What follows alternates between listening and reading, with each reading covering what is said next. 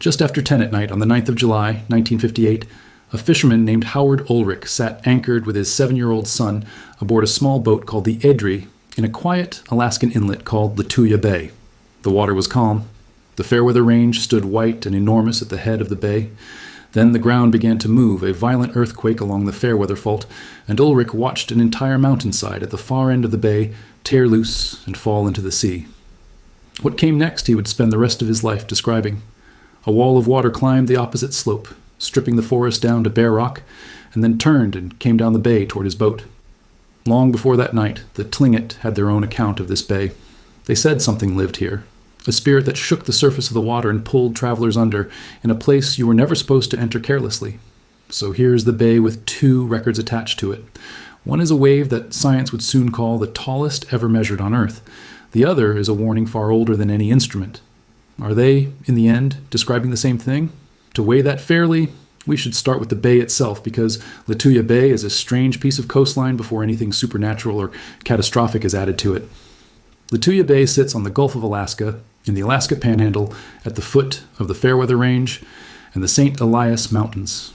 On a map, it looks like a capital letter T, a long inlet running inland that splits at its head into 2 arms, Gilbert Inlet and Crillon Inlet, each fed by a glacier grinding down out of the mountains. It is deep, cold, and beautiful, and it has one very dangerous feature. Its entrance to the open ocean is narrow and shallow, and the tide pours through that gap with tremendous force, creating a churning tidal race that has swamped boats in perfectly clear weather. Inside the bay sits a single wooded island, Kenotaph Island, and a low gravel bar called La Chaussee Spit guards the mouth. That island carries the memory of the bay's danger in its very name. When the French anchored here in the 1700s and lost men to the entrance, they raised a monument on the island to the drowned, and the word cenotaph means an empty tomb, a marker for bodies that were never recovered. 2 glaciers feed the head of the bay, the Lituya Glacier and the North Korean Glacier, and they sit almost directly on the trace of the Fairweather Fault, which runs straight through the mountains behind the inlet. So the bay is beautiful, glacier-fed, and built on top of one of the most active faults on the continent all at once. Now look at the walls of the bay, and this is where it stops being an ordinary fjord. Along both sides of Lituya Bay, on the steep forested mountainsides, there are lines. Sharp, clean, roughly horizontal lines that run for miles, dividing dark, mature forest above from lighter, younger growth below. Geologists call these trimlines. They mark the exact height that water once reached, shearing away every tree below the line and leaving the older forest untouched above it. A trimline is a wave's high water mark carved into a mountain, and Lituya Bay has several of them at different heights, stacked like the rings of an old flood gauge. The person who read those lines was a United States Geological Survey geologist named Don J. Miller. Miller studied Lituya Bay closely in the 1950s, and he understood that the trimlines were not the record of ordinary storms. They were the fingerprints of giant waves, waves far larger than the sea outside could ever produce. By counting the trimlines, by coring trees and reading their growth rings, and by mapping the damaged forest around the shore, Miller worked out that this single small bay had been struck by enormous waves again and again. He was studying that history in the 1950s, which turned out to be extraordinary timing. Because Don Miller was documenting the bay's past waves in the exact years just before it produced the largest one of all, if you enjoy slow documentaries that put an old story and a hard science survey side by side, take a moment to subscribe, because it genuinely helps these longer videos find the people who like them. Because on that night, in 1958, everything Miller had been reading in the trees suddenly happened in front of living witnesses. The earthquake that struck Lituya Bay that evening was large, somewhere near magnitude 8, and it ran along the Fairweather Fault, one of the fastest moving faults in North America. The shaking itself did not cause the wave. What it did was shake loose a mountain high above the northeast shore of Gilbert Inlet. From a cliff around 3,000 feet up, an immense mass of rock broke free, roughly 40 million cubic yards of stone, and fell almost as a single piece into the deep water below. Imagine dropping a small mountain into a bathtub. The displaced water had nowhere to go but up. It surged up the opposite slope of Gilbert Inlet and stripped the forest bare to an elevation of 1,720 feet. That is higher than the Empire State Building. It is the highest point a wave has ever been confirmed to reach anywhere on the planet. Howard Ulrich described the sound before he described the wave. He spoke of a deafening crash at the head of the bay as the rock came down, then a wall of water that he watched climb the far mountainside as though the sea had stood up on end.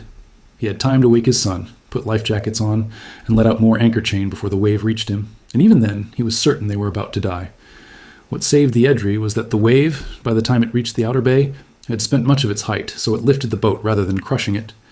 Ulrich rode up and over the crest and looked down at the tops of trees on the shoreline below him. Then the water rushed back down and swept the length of the bay. And this is where Howard Ulrich, his young son, and 2 other fishing boats were riding at anchor. Ulrich managed to keep the Edry afloat, rode the wave, and made it out of the entrance alive with his son. A second boat, the Badger, carrying a couple named the Swansons, was lifted bodily over La Chaussee Spit and out to sea, where it sank, but the 2 of them survived and were pulled from the water hours later.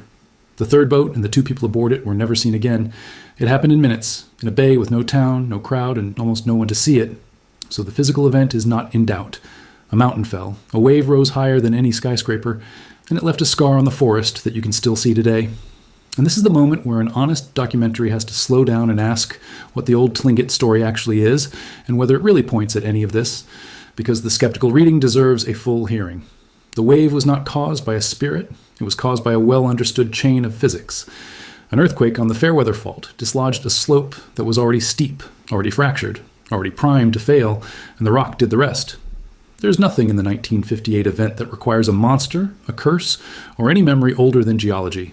Every part of it can be explained by rock, water, and gravity. And there is a second, sharper challenge to the convergence.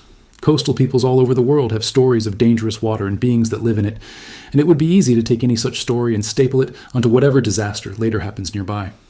Lituya Bay is genuinely deadly, even on a calm day, because of that narrow entrance and its violent tidal current. We know this from hard history. In 1786, the French explorer Jean-François de La Pérouse anchored in Lituya Bay, named it Port des Français, and sent boats to survey the entrance. The tidal race caught them, and 21 of his men drowned in moments, in fair weather, with no earthquake and no giant wave involved. So a Tlingit story about a being that seizes canoes at this bay could just as easily be describing the everyday danger of the entrance current as any rare megatsunami. The story might not be a tsunami record at all, and the La Pérouse episode has a second layer that sharpens the point rather than settling it. The Tlingit themselves preserved an account of that same French visit in 1786, remembered from their side of the encounter, which tells us the people of this coast were watching and recording events at Lituya Bay long before any surveyor arrived with instruments. Their knowledge of the bay was not vague folklore. It was the accumulated observation of people who had used, feared, and buried their dead at this exact inlet for a very long time. That is the fair objection, and it does not have a clean answer, which is exactly where this bay likes to leave you, suspended between a physical explanation and an older memory that will not quite dissolve. Because when you actually look at what the Tlingit recorded, it is more specific than a generic sea monster. The Tlingit knew the bay through a spirit they called Kah Lituya, the being of Lituya Bay. In the tradition, the bay is guarded by a frog-like monster who lives at its mouth, along with a bear that serves him, and together they shake the surface of the water to raise great waves and drown travelers who enter without respect. In some tellings, those the spirit drowns are transformed into bears themselves, who then stand guard on the heights around the bay and watch for the next intruders. This is not a vague campfire tale. It was carved into objects and carried as knowledge. A Tlingit pipe, recorded by Lieutenant George Thornton Emmons, and now held in the Smithsonian's collection, shows the spirit of Lituya Bay with 2 raised ridges across it that represent the waves closing over a canoe and the people inside it. Miller published his findings for the United States Geological Survey in a professional paper in 1960, with the plain and unforgettable title, Giant Waves in Lituya Bay, Alaska. It remains the foundation document for understanding what this bay does, and what it describes is not a curiosity but a recurrence. Roughly every few decades across the period Miller could reconstruct, the bay produced a wave large enough to strip its own forest. That is fast enough that a Tlingit community using this coast would expect to encounter the aftermath of such a wave, the fresh scar and the shattered trees, within living memory more than once, and to pass the warning to the next generation while the evidence was still raw on the slopes. Now set that beside Don Miller's survey. Miller did not find one wave. He found a pattern. Reading the trimlines and the tree rings around the bay, he identified at least 4 earlier giant waves before 1958, with rough dates of 1854, 1874, 1899, and 1936. The one in 1936 reached nearly 500 feet. The one around 1854 reached close to 400. This is not a bay that produced a single freak event. It is a bay that has drowned its shoreline in enormous water over and over, on a human timescale, within the span of a few generations. The Tlingit lived and traveled along this coast across all of that time. They would have inherited, and in some cases directly witnessed, exactly the kind of sudden lethal water their tradition describes. Whether the danger they encoded was the Megatsunami, or the killing current at the entrance, or both braided together, the tradition marks Lituya Bay as a place that takes people by water. And that is precisely, measurably, what Lituya Bay does. There is something worth sitting with in how precisely the tradition fits the mechanism. The story does not say the danger comes from the open sea. It places the guardian at the mouth and the violence and the shaking of the water within the bay, a disturbance that rises from inside the inlet rather than rolling in from the ocean. That is an unusually accurate picture of what actually happens here, where the killing water is generated inside Lituya Bay itself, by the fault, the falling rock, and the trapped surge, and not by any storm arriving from outside. A people inventing a generic sea monster would have no reason to locate the terror so specifically within the bay. The Tlingit did. The obvious objection is worth answering directly.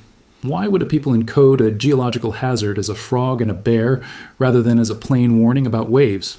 And the answer is that this is simply how oral tradition carries survival knowledge. A being with rules is more memorable and more transmissible than a statistic. Do not enter carelessly, do not linger, treat this bay with fear, keep your voice down and your visit short. Wrapped around a spirit, that instruction survives for centuries. Written as a safety notice, it would have been forgotten in a generation. The monster is the memory device. The danger inside it is real. None of this proves the story is a literal record of the 1958 wave, or of any single wave. It is entirely possible that tradition grew mainly from the deadly entrance, and only seems to predict the megatsunamis in hindsight. That is the honest limit. The convergence here is a question, not a verdict. Here is what nobody disputes. The 1958 wave reached 1,720 feet, the highest ever recorded, and the trimlines that prove it are still on the mountainsides. Don Miller documented repeated giant waves in this one bay across the 18 and 1900s. The Tlingit tradition of Kah Lituya is real, was recorded by Emmons, and treats Lituya Bay as a place that kills by sudden water. Those are the solid stones. Here is where the questions begin. We do not know how far back the Tlingit memory of dangerous water in this bay actually reaches, or whether it preserves any specific megatsunami rather than the general terror of the place. We do not know how many unrecorded waves rose and fell here before anyone wrote a single date down, and we do not know, and probably cannot know, whether the frog-like spirit at the mouth of the bay is a memory of the tidal race, of the mountain-falling wave, or of both dangers fused into one guardian. Stand on the shore of Lituya Bay today, and the trimlines are still there, the pale scar of 1958 running along the slopes above the darker forest that survived. The entrance still boils twice a day as the tide forces through the gap. Cenotaph Island still sits alone in the middle of the water, named for the dead who were never brought home from this place. It is one of the emptiest, most silent places on the North American coast, and it is also one of the most violent, a bay that has thrown water higher than any other place on Earth, and may well do it again. The slopes above Gilbert Inlet are still healing. The forest that regrew below the 1958 trimline is younger and greener than the old timber above it, so the line between them stays visible from the water, a boundary drawn by a single wave on a single night that anyone sailing in can read at a glance. History is rarely settled by a single wave or a single carved pipe. It is assembled slowly, one survey, one trimline, one carefully recorded tradition at a time, and some of it stays out of reach. Kah Lituya sits in that unreachable zone, named on a pipe in a museum, matched to a scar on a mountain, and never fully explained. Thank you for standing on this beach with me. If you want more of these, the kind that follow one strange place until the story runs out, consider subscribing, because that is exactly what the next one does. Until then, a question worth carrying. When the Tlingit said something in this bay shook the water and pulled people under, and when the mountainside itself confirms that the water here has risen higher than anywhere on Earth, were they warning each other about the same thing all along?